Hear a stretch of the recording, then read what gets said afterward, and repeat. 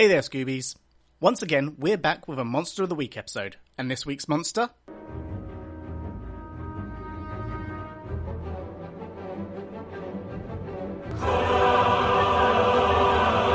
Bewitched, Bothered and Bewildered is a fantastic character piece, and we are again focusing on one of the side Scoobs. Little tidbit, this was to give Buffy a shortened part in the episode to allow Sarah Michelle Gellar time to appear on SNL. This time it's Xander and the exploration of his relationship with Cordelia that goes under the microscope. We start the episode with Xander sharing a gift idea for Cordy with Buffy, who makes jokes. Does she know what one of these is? I just think you could find somebody more better. And Xander responds with, Parallel universe, maybe. intentional or not, this is a great interaction on multiple levels, and we are only 30 seconds in. Firstly, the fact that Xander has got this gift and is looking for affirmation from a female perspective shows a genuine level of care and affection. Buffy's retort about Cordy having a heart shows some holdover from Season 1, and foreshadows Cordy's own development throughout the series, becoming somewhat the heart of Team Angel. The fact that Buffy is having a conversation with her own heart is not lost on me, but the real zinger is the comments to another world. For one thing, Cordy acts as a mirror to Buffy, the one to which Xander refers, and also as a meta-commentary to the fact that Charisma Carpenter tried out for the part of Buffy, and Sarah Michelle Gellar for the part of Cordy. So there truly could have been an alternate world where their roles could have literally been reversed. The following day, Cordy is living the consequences of her relationship. We need to talk about our outfits for the dance. I'm going to wear red and black, so you need to switch. Red and black? Is that what Xander likes? Xander, what does he have to do with this? Well, a girl wants to look good for her geek. In some ways, it's nice for Cordy to get a bit of her own medicine, but not because I dislike her, but as an audience, we are ready to see her grow. Note the line, When are you two going to start wearing cute little matching outfits? it will come back at the end. We are reintroduced to Amy, you know, from the episode Witch, and it seems that the apple hasn't fallen that far from the tree. Xander and co begin the idea of an intervention when they are intervened by Giles, who is then intervened by Jenny. This all happens in quick succession, so you don't really notice, but this is in fact the point. The whole point, actually. Miscommunication. If we rewind to a moment ago.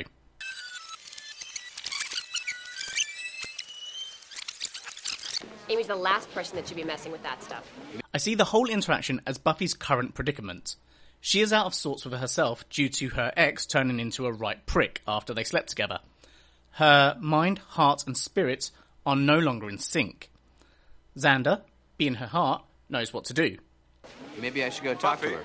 But is interrupted by her mind, now continually trying to keep her focused on other things. Could I have a word? Have a sentence even. But as much as she tries to keep her mind off Angel, Rupert? they're left together in silence, still not knowing how to proceed. It is the mind that goes, leaving the heart and spirit to look on.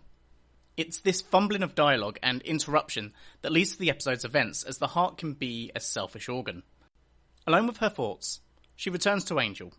Around Valentine's Day, he's rather prone to brutal displays. You would think of it as affection, I suppose.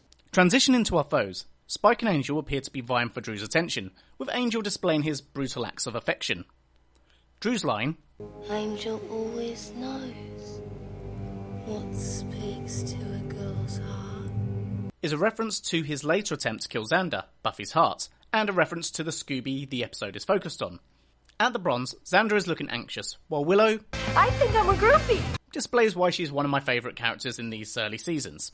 And Cordy continues to get snubbed by her friends. Buffy is laying low at home as Angel continues to poke the bear. To this point, I have been referring to this as a Xander-centric episode, and it is, but in terms of character-driven narrative, it's really Cordy's. Perfect. Had to make this harder, didn't you? Over the course of the season so far, she has been making little steps in her development, and her relationship to Xander being one of the most prominent ones. But this step has brought into question what's important to her. It's like Xander speaking her inner thoughts. Maybe something in you sees something special inside me, and vice versa. I also think the heart on the necklace is a visual nod to this representation. Growth and development can be scary, and so, I want to break up. despite being conflicted. I didn't mean to do it this way. Back to Xander for a moment. This is another one of those episodes he gets a lot of flack for for obvious reasons, but I would like to give him a little defense here. Do you know what's a good day to break up with somebody? Any day besides Valentine's Day. We've all heard the saying about the wrath of women scorned, but this is usually said with a certain air of social acceptance, that the vengeance, no matter how far, is warranted. Now, I'm not condoning this on any side, but I can see why Xander might take things to heart, so to speak. She breaks up with him on Valentine's Day. Like, that's not cool. Also, she does it immediately after receiving quite a thoughtful gift, and at a moment of growth in his emotional intelligence, understanding the difference between love and lust and what that might mean. This doesn't excuse his actions, but it helps me to understand why a teenager, still developing, might take them. In this moment, he's a heart broken. The next day, Xander is wallowing in self-pity. It's in these moments a heart needs to confide or receive comfort. Ooh, Buffy, my bud, you would not believe the Can't talk right now. Instead, he's met with ridicule. Gee, Xander, maybe you should learn a second language so that even more girls can reject you. Xander, remembering Amy's a witch, then makes a series of bad decisions. Blackmail is such an ugly word. I didn't say blackmail. Yeah, but I'm about to blackmail you, so I thought I'd bring it up. But can you blame him? What do you want? Let's face it, Xander tends to be bullied more than most from the widest range of the cast of characters. I want some respect around here. Up to this point, he has performed many selfless acts and shown up for his friends time and again. But as they say, the heart wants what the heart wants. We're gonna cast a little spell. The problem with this notion is that, I intend revenge, pure as a driven snow. which is natural, a broken heart devoid of a mind and spirit is capable of cruelty. Meanwhile, Buffy is dealing with her own heart problems. You never held out on me until the big bad thing in the dark became my ex, honey. Xander tracks down Cordelia to get the necklace back for his spell. I thought it was a gift. Yes, a gift that he gave you on Valentine's Day when you dumped him like 10 seconds later. I want to break up. That gift. You f***ing with me. So yes, I think it's wrong of Cordelia to keep the Valentine's gift after it was given as she broke up with him. But I get it. And now so do we all. It's not that she's being shallow, it's that she actually does care about him. Over to Xander, this is petty and childish. We know he only needs it for the spell, which makes it all the worse than normal. I love the shot of the school that was used a lot during season 1, again reminding us of the school is hell motif, and fit in for the next shot. We see the next day that the spell hasn't worked. Is this love? 'Cause maybe on you it doesn't look that different. What are you doing? Are you going like stalker boy on me now? This nicely ties in with Buffy's story, where Angel has indeed gone all stalker boy on her. Valentine's Day, yes. Angel nails a puppy to the... Skip it. Xander shows up to wallow again, and Buffy suggests they do something together. This whole interaction from Giles to Xander could be seen as Buffy ruminating on her breakup and deciding to wallow herself. That is until Xander does the crass. Well, would lap dancing enter into that scenario at all? 'Cause I find that very comforting. And we see that the spell has gone awry. Play your cards right. Xander is momentarily distracted by the fact that the one thing he's always wanted is now within touching distance. Sorry. Poorly worded. It's funny how you can see someone every day, but not really see them. Until he realises You know, it's funny how you can see a person every day and... Not really see them. it's not real. Xander escapes home where... Sorry. I wanted to surprise you. Notice the sheep written in the background? This could be a nod to the girl's behaviour after the spell.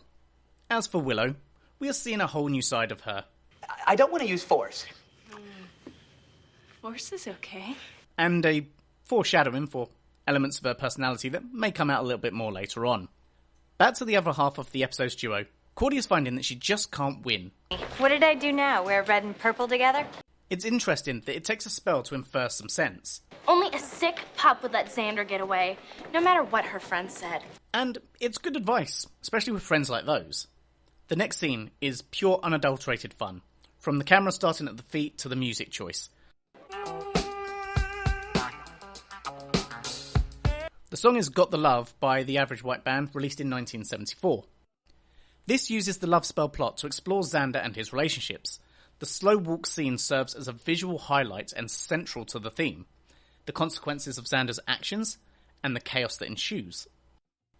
The scene also emphasises Xander's internal struggle and the way he grapples with the unexpected attention and the pressure that's put on him. the careful what you wish for trope. Making his way to the library, Xander goes to Giles, Throw myself at your mercy. and Jenny comes along to exemplify Xander's point. Have you been working out? Giles' lecture is in keeping with his relationship to Xander and their metaphorical relationship. I cannot believe that you are fool enough to do something like this. People under a love spell, Xander, are deadly. They lose all capacity for reason. I think this goes beyond the spell in the episode and could be useful when dealing with infatuation, which leads me nicely to Xander's infatuation. But first, I have to give a shout out to this gag.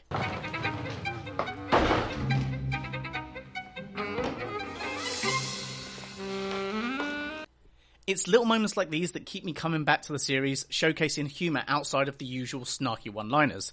This gives me Airplane or Naked Gun vibes. Back to the scene. I will give Xander some minor props for not taking advantage, remembering he is a teenage boy who has lusted after Buffy since the pilot episode. But not now. Not like this.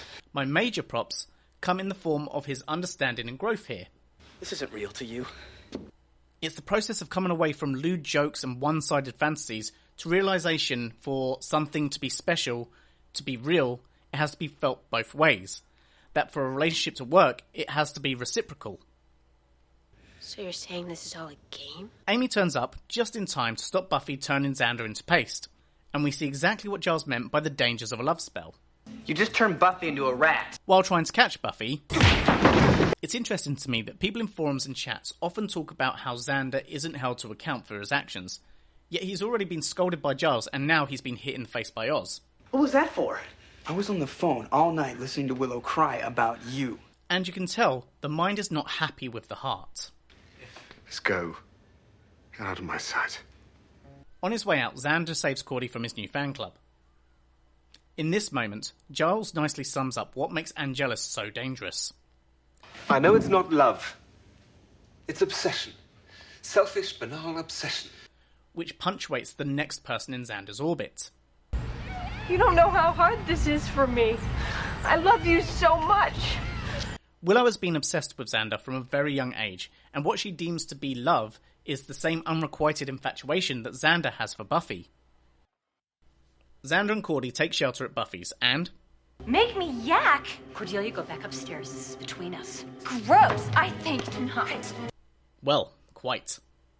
And keep your mom-aged mitts off my boyfriend. Former! And there it is.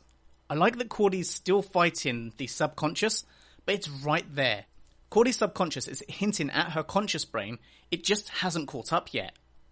Christine Sutherland does a great job at the Mad Axe murderer vibe, which here gives me Shining vibes. Sandra, honey, let Joy see it. Here's Johnny! They go to Buffy's room, where it will be safe. Works in theory. I think we can safely add this to the list of reasons why Xander hates Angel. It's also amusing to see that the spell has gone so far and wide that it's actually infecting Drew. She's interrupted by the mob, and utilising some nice symmetry, Cordy now comes to Xander's rescue. While all this is going on, Oz is continuing to search for Buffy, and Giles is attempting to undo the spell. Locking themselves in the basement, Xander admits that the spell was meant for Cordy, and she takes it as a romantic gesture. I noticed he left out the part where it was supposed to be so that he could break up with her, and that she could really feel the pain of it when he did so. They break the spell just in time, and now dispelled, the ladies withdraw in confusion. The next day, Xander and Buffy are discussing what happened. I really like that Xander acknowledges that Willow isn't talking to him. Willow won't even talk to me. This does prove one thing to me, as I mentioned earlier, that despite what he's done, he is being held to account, and has been throughout the episode. Any particular reason she should? How much groveling are we talking here? This is worse for her than anyone. Buffy also acknowledges that when it came down to it, he didn't take advantage of her when he could have. Now, I would definitely argue that this should be an expectation of one of your best friends, but the point is to show that he has grown. The episode ends with Cordy back with the Mean Girls as they bump into Xander, and the point of this little arc. Do you know what you are, Harmony? You're a sheep. I'm not a sheep. You're a sheep.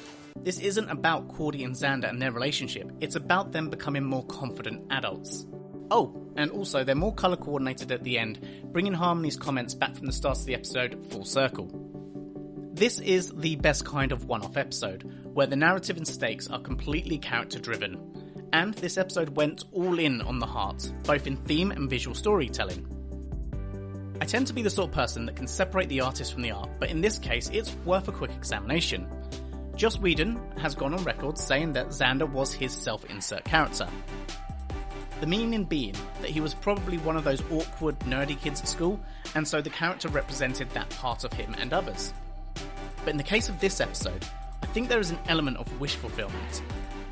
Xander was put in the very real position to take advantage of the women around him, and he didn't. He rose above it. The elephant in the room here is that the stand-in did what the creator could not. As for Cordelia and the spell, in a way, it actually did work. The moment she found out the spell was for her, and the concept of him wanting her that badly did in fact bring her back to him. In the end, what solidifies their relationship was the understanding that it is important to stand as an individual and to make decisions for yourself and what you want, not what you think society wants to see. Oh God. Oh God. It's gonna be okay. Just keep walking.